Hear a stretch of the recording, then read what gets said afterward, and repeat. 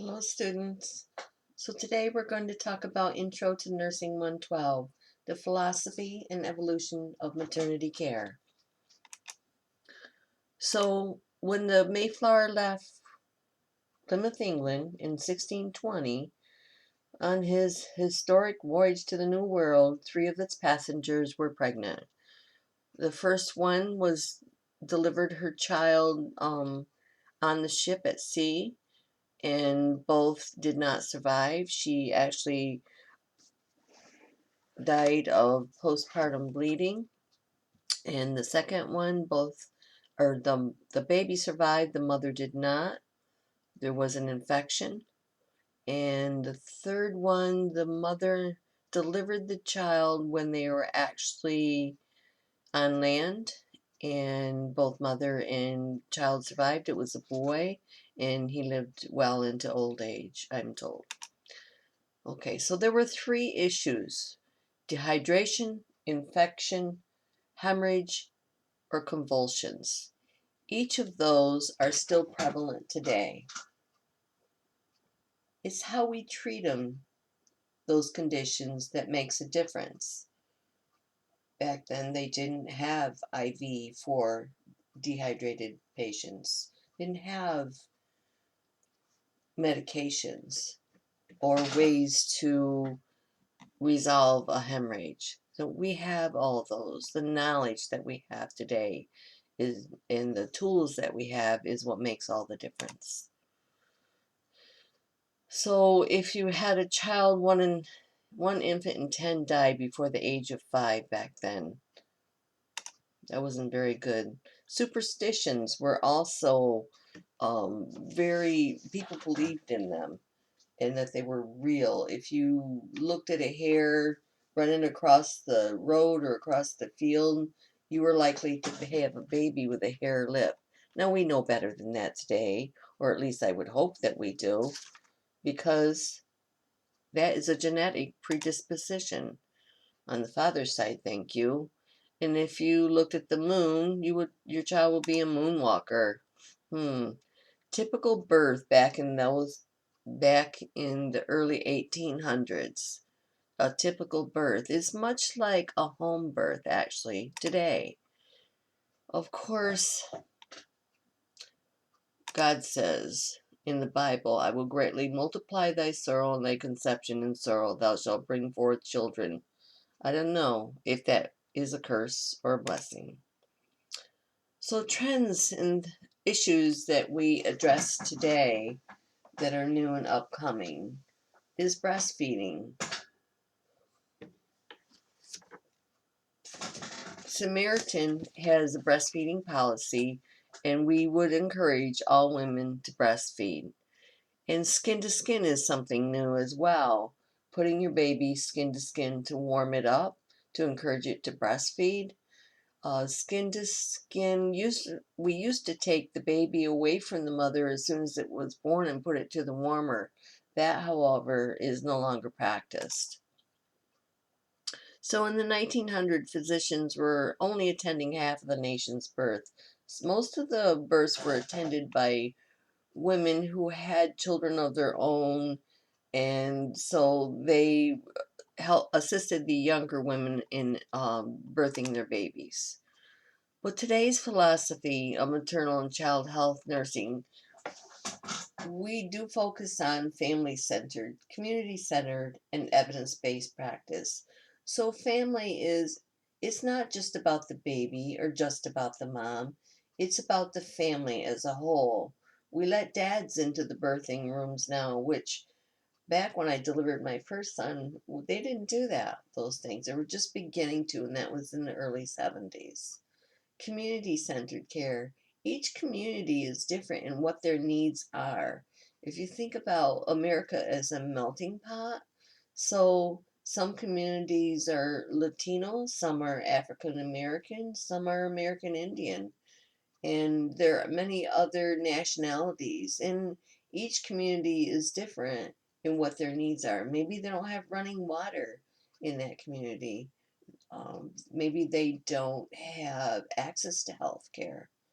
So we focus on What is important in that community that we need to deliver to the people there? Evidence-based practice.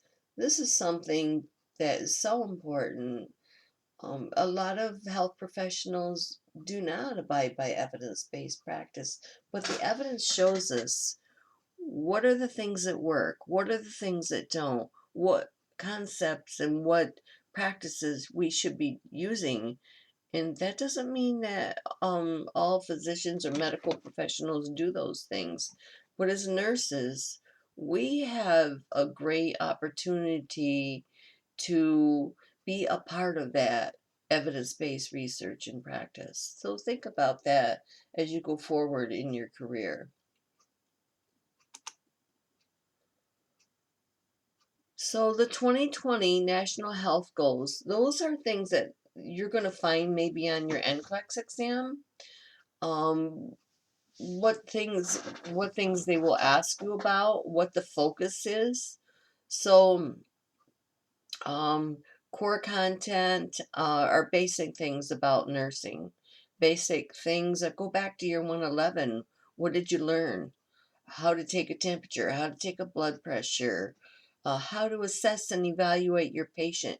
Each area of healthcare begins with assessing your patient and evaluation. So, what is that? Well, that's the nursing process. So, counseling for health promotion and disease prevention, that's so important. And cultural diversity, that's a big issue these days. Evaluation of health sciences, environmental health, and public health systems, and globally. So, it's different across the globe what the issues are and what our focus should be. In general, make sure that you know what the goals are for the 2020 National Health Goals and Safety, because that is a focus on whatever facility that you will be working in.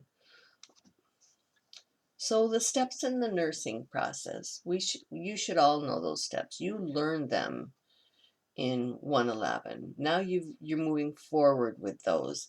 That process doesn't change no matter what section of nursing you're in. You could be in psych, of course, you're now in maternity, and you could be in ortho or surgery.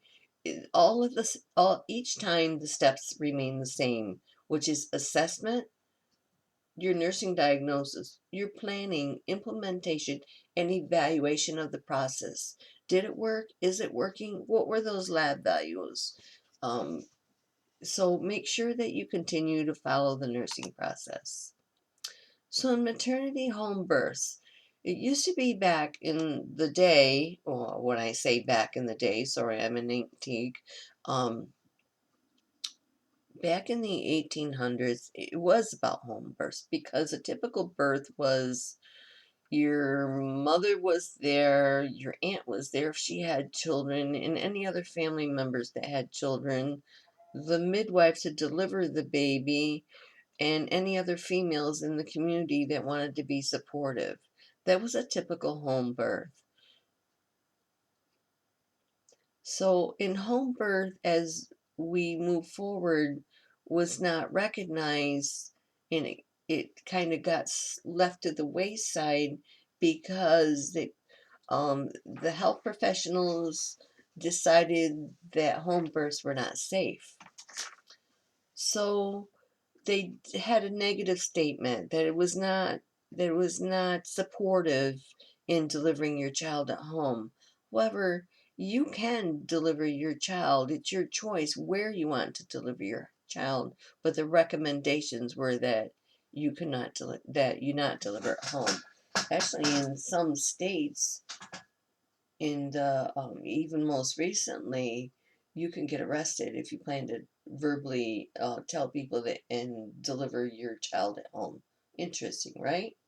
So there was a guidelines for establishing alternative birthing services, and they decided to do away with, okay, it's okay to deliver your child with home, but you have to have the support professionals that you need in your back pocket. Okay, so where we are today, the most expensive maternity care, but the worst pregnancy outcomes are in the US. Why is that? What's going on there? What are we doing wrong? What are we doing? What could we do differently? So that's kind of what research is all about, and that's part of my thing. I am a researcher. How can we change this? What are things that have shown to help those pregnancy outcomes be more positive? And in looking at the research, one of the things that I discovered was home visitations. Visiting the mother after she goes home after delivery is actually a more positive approach, and exists the mother in her own environment. Okay, to be aware of what her problems are, and we go to her. So, licensing standards, so they vary from state to state. Some of you may be military, you don't plan on staying in New York. Now, I did get my education in New York because I understand that New York has a high quality of education. That's why I came back here. I graduated from TC3, Thompson's Cortland Community College up in Ithaca. Um, and I continued to get my education and be in New York. But if you're going to move from New York State, you need to know what the rules and the regulations. Some places call for continued education after you graduate and different competencies that you have to maintain. So be aware of that when you do, if you ever move to another state. So MEEC, Midwifery Education Council, and the North American Registry of Midwives, they require an academic degree to become a midwife. So our whole goal in maternity is for mom to have a healthy mom and a healthy baby. That's what it's all about. We want her to maintain wellness. So when you're writing your care plans or you're thinking about caring for your mother, what are things that you can assist her in staying healthy? If you think of a mom that's pregnant, you want her to continue to keep her prenatal visits. You want her to take prenatal vitamins and iron if necessary, get exercise, eat healthy. Eating healthy may mean changing her diet.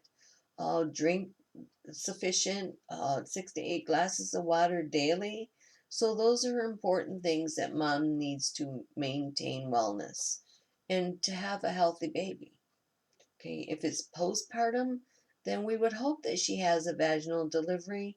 But if the outcomes were that she was not unable to, or she was unable to, that she had no complications from a cesarean or whatever outcomes there were, and that her baby was healthy too. So she may need a cesarean just so that there will be no complications to her infant.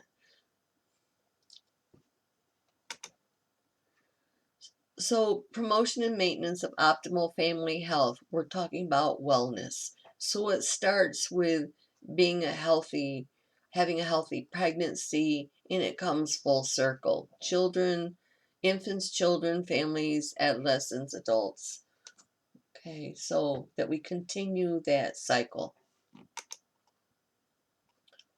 Aren't they cute? So, trends in nursing.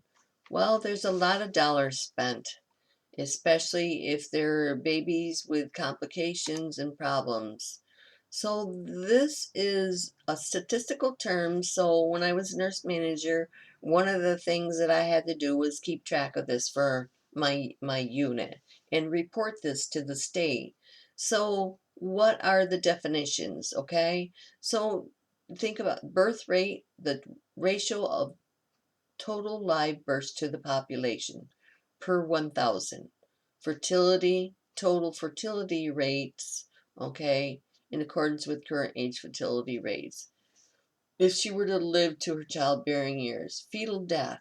So a fetus and a neonate, you'll see, a fetus is different. A fetus is when the infant is inside the mother still, has not yet been born.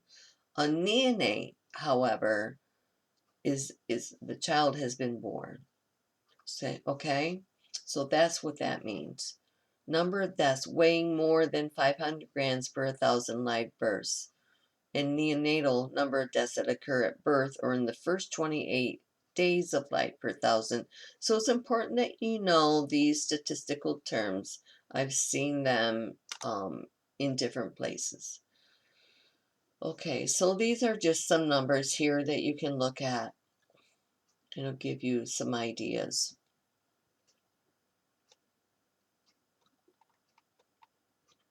So 6.39 deaths per 1,000 live births, mortality rate. So in maternity, we also have some legal and ethical issues that you may want to think about personally. Okay. Um, Abortion obviously is always an ethical issue. And it doesn't really matter about what you think, other than you want to think about, would you want to work in a facility that does abortions? Okay. But for the patient, remember that we always should be non judgmental and should never make those choices for the patient, whether they should or should not do those things. It's our opinion, but we should not subject them to the patient's choices. So, use of fetal tissue for research, that's something that's more, research is more developed in Europe and other countries than they are here in the US. And I think that's more about all the red tape that you have to go through. So, oftentimes, people go to other countries um, for research that's being done and has been shown to be proven um, for surgeries, etc. Okay, use of fetal tissue for research. Oftentimes, well, back when it was popular, I should say, you could get cord blood kits, but they had to be from an approved, credited facility, and the patients would bring them in, and you're saving the cord blood for future research in case, for example, there was a cure for diabetes. You might be able to use that cord blood. um, I believe cystic fibrosis was one of the things that they found they could use cord blood samplings for cystic to prevent cystic fibrosis. So those are things that the patient would bring in the kit. It was up to them.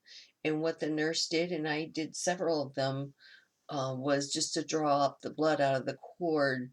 And the patient would then call the facility to come pick up that cord blood and store it for however long they may need it or want it. Another important question is about resuscitation. Now, back when I first started practicing in 85, one of my deliveries, the mom came in with a healthy baby, and it looked great. The fetal strips looked great. The heartbeat was good. All was great. The baby was delivered. It looked wonderful. Everybody was all happy about it. But the infant never took its first breath. And we did, myself and other nurses as well as physicians were involved in resuscitation on this child for almost an hour, actually. And ultimately we did everything that we thought we had to do necessary as health practitioners. And this infant didn't survive, never came around. Ultimately, we called the time of death. I think it was actually 45 minutes. And because we really worked hard and was hopeful for this child. Come to find out, we didn't get the results till 3 months later. This infant had a heart defect. So one of the, I thought, important guidelines that was in recent years put out there was resuscitation. It should be no longer than 10 minutes. If the infant doesn't survive or doesn't come around in 10 minutes, it's been without oxygen and can have long-term deficits. So it has been concluded that 10 minutes is a length of time. Because what kind of quality of life would that child have if it was actually brain dead and had severe deficits after that length of time? We have all the technology we need to keep the body alive, but the question is, what about that quality of life? So those are some of the legal and ethical issues that we run into in maternity. A few other things are like your documentation always is very carefully document everything that you do there, whether you turn your patient to the right, you turn your patient to your left, you increase the IV fluids, everything that you do for your patient needs to be documented. Remember, not documented, not done. So another ethical and legal problem that we're having, especially these days, if the mother, and remember the fetus is while the infant is still inside, does the mother have the right to refuse treatments? What would you do and what can be done? Well, the first thing that we do in maternity is we educate. That's first and foremost in everything that we do is education. And we document that we educated the patient as well as what her choices are. So we've educated her, and then we want another objective resource to come in and evaluate it, because it's not our job to evaluate that patient. It's our job to be non-judgmental and to educate our patient.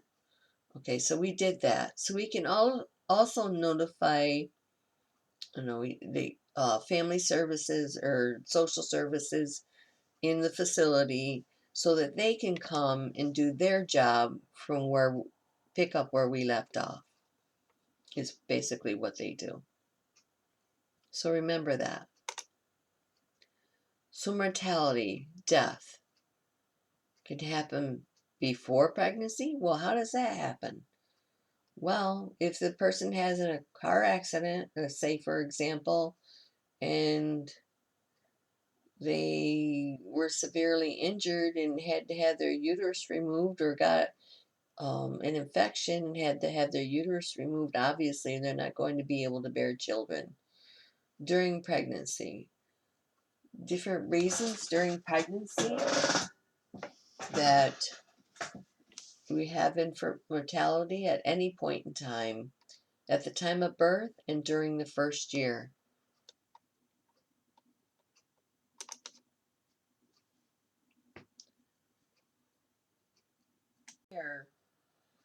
Standards of care that we need to be.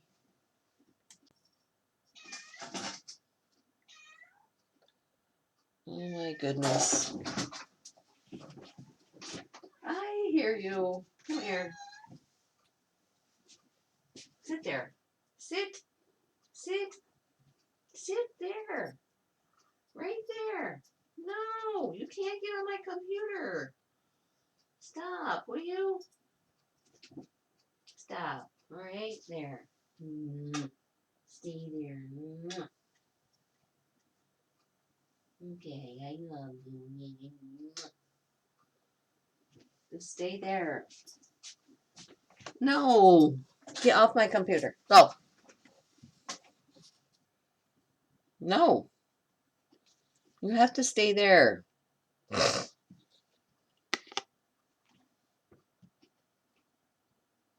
Oh my gosh.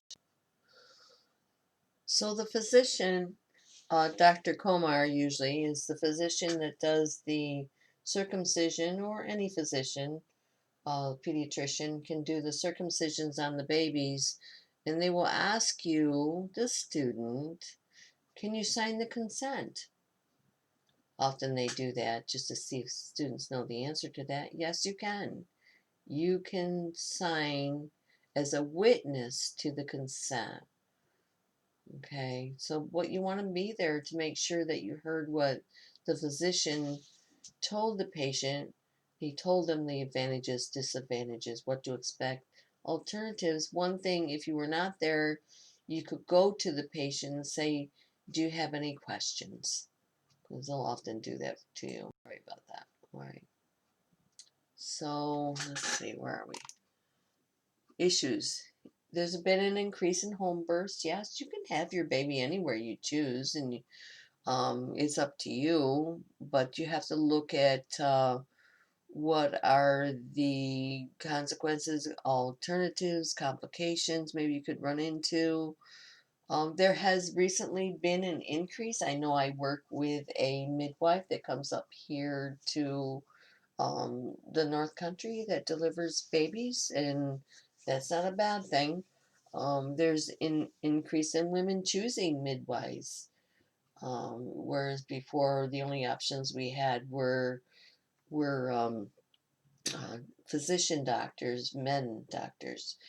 And one of my jobs as a manager was that I encouraged the hospital to hire a midwife, in which they it actually ultimately did, which was great.